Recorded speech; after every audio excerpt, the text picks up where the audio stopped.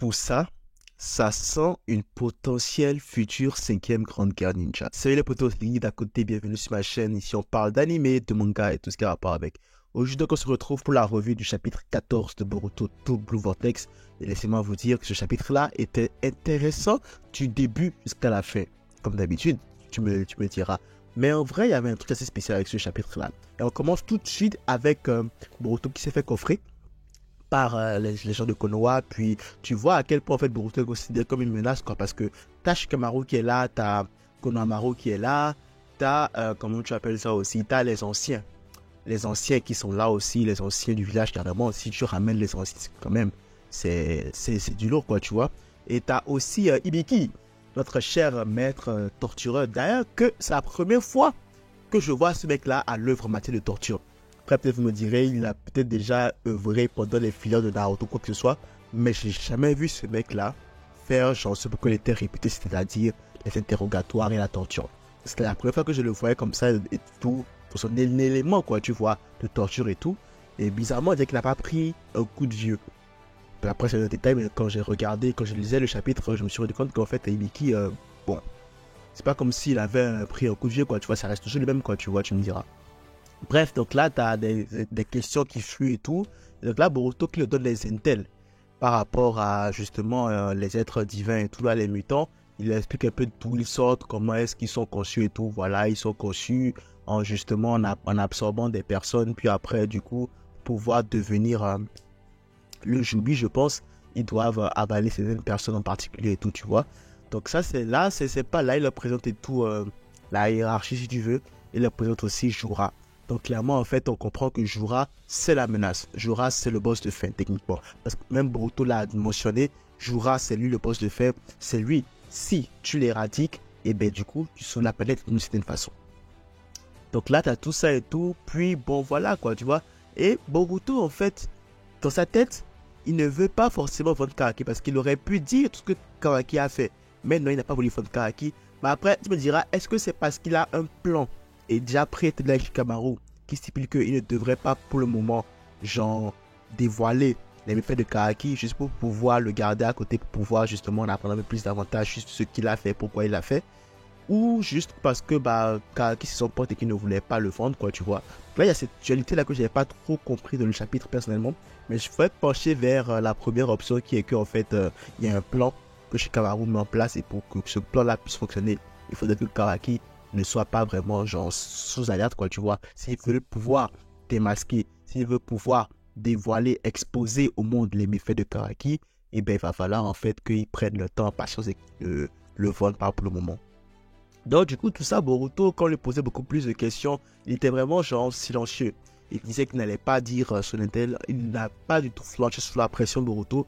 Il a clairement dit, je vous dis ce que je dois vous dire, puis c'est tout. Genre je ne dirai ni plus ni moins. Tu vois un peu le mec en mode Boruto, voilà quoi. Alors, lui, il flanche pas. Il flanche pas sous la pression, il est en mode, je vous dis ce que j'ai à vous dire, puis c'est tout. Le reste, basta. Et là quand même, il lâche la bombe.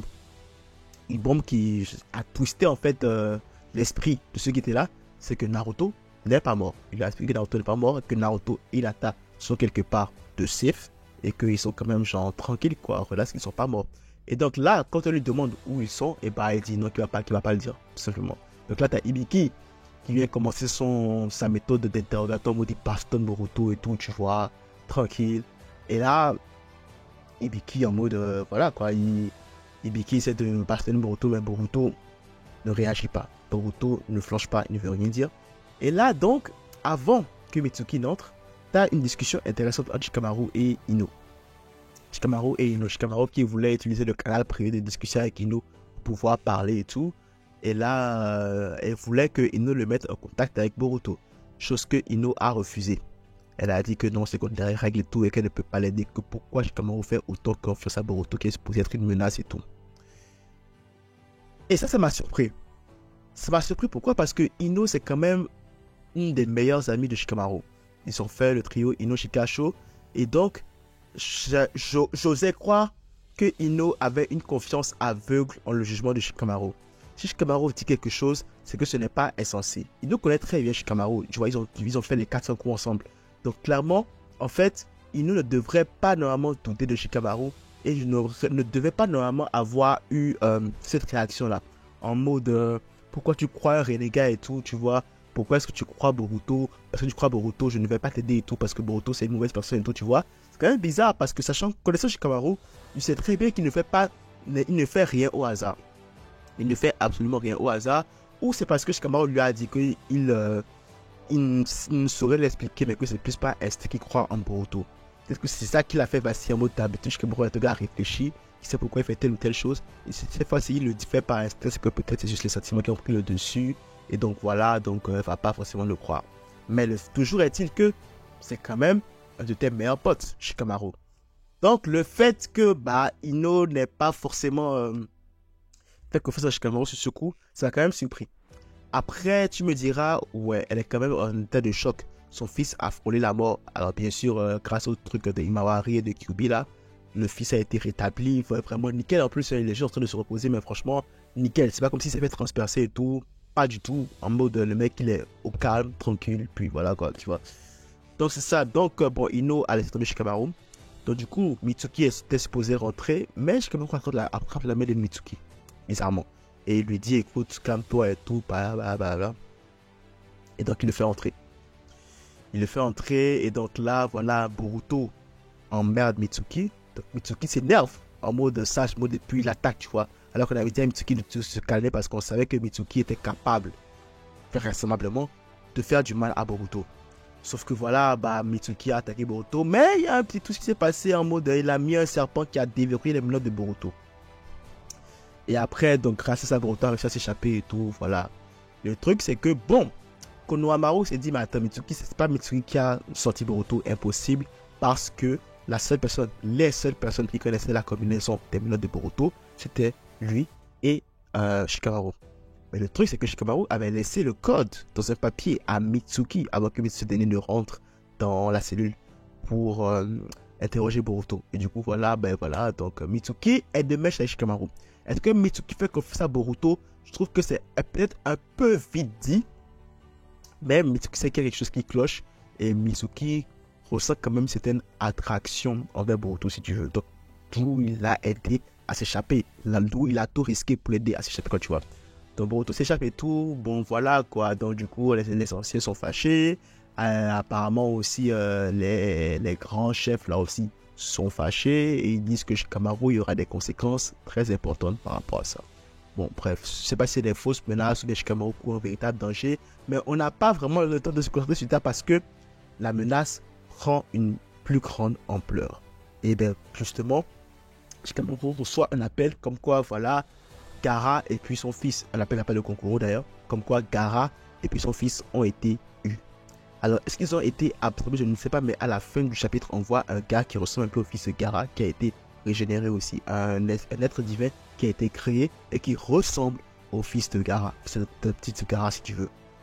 Sympa parce que là c'est en train de prendre une tournure vraiment, genre c'est en train d'attaquer les autres villages. Vraiment Suna a été le prochain, tu vois, et ça ne m'étonnerait pas que les autres villages, genre le village du Raikage là, le village du tonnerre, je pense, de la pluie, le village de la pluie, le village de la terre, tout ça. Bref, tous les 5 villages là sont aussi atteints par la menace des êtres divins, quoi, et du coup, et je sens que ça va être une sorte de 5e grande guerre ninja où tous les gars vont se rassembler pour pouvoir affronter justement les êtres divins là et mettre fin à ce truc là. Je sais pas si ça sera une bonne porte de sortie pour Boruto. J'ai l'impression que ça va être aussi un motif de mésentente entre les Kage. Parce que justement Boruto est une menace. Pourquoi?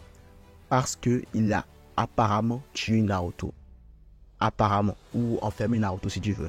Et clairement, dès que tu touches à Naruto, les autres Kage ne seront pas d'accord clairement vu l'affiliation qu'ils ont avec Naruto. Donc clairement, ça pourrait causer un motif de dissension entre les Kage là. Et du coup, on pourra avoir un mini arc où les Kage ne seront pas d'accord sur le fait d'enterrer Boruto ou pas de la bataille ou de le laisser en ou pas de la bataille. Donc il y aura un camp, peut-être le camp de Shikamaru et le camp de l'autre côté, peut-être le camp de Tahawi, parce que généralement je sais que c'est ces mecs là du côté du Raikage qui ne sont pas souvent d'accord avec les trucs, quoi, tu vois. Donc peut-être au côté de Tahawi, je sais pas, qui seront pas d'accord, quoi, tu vois. et que ça va créer cette dissension, puis finalement après ils vont se réunir et tout, être un truc là, voilà. Donc il y a quand même un truc intéressant à sortir de là, surtout que Naruto et Sasuke ne sont pas là. Donc normalement Boruto, avec ses capacités actuelles, c'est vraiment le ninja sur lequel ils peuvent compter. Maintenant, est-ce qu'ils vont compter sur lui? Est-ce qu'ils vont pas lui faire de la misère? Là, tu as beaucoup de choses que tu peux développer dans tout ça pour arriver à la finalité qu'il y a une guerre qui va se faire entre les ninjas puis les êtres divins, quoi, tu vois. C'est intéressant, surtout qu'il me semble que j'avais lu que Boruto n'allait pas faire plus de 50 chapitres ou 75, je sais plus. En tout cas, Boruto n'est pas supposé être très long. Donc, mettons ces 50 chapitres dans le chapitre 14 et c'est un chapitre par mois. Clairement, on est sur un truc qui va durer encore quoi, à peine 4 ans, 3-4 ans, en plus à tout casser, tu vois. Mais ça pourrait être sympa. J'ai hâte de voir comment en fait ils vont sortir ça. Mais clairement, je sens que on va petit à petit vers une 5e grande guerre ninja. Pourquoi pas, hein? On verra. Voilà, c'est tout ce que j'avais à dire après cette revue de Boruto to Blue Vortex. T'aimes la revue, n'hésite pas à liker, ça fait toujours plaisir. Si tu es encore abonné, en ça fait encore plus plaisir. Max de like, max de partage. On se retrouve très vite pour une nouvelle vidéo. C'est là pour tous soin de vous proches. C'est tout pour moi. À la prochaine.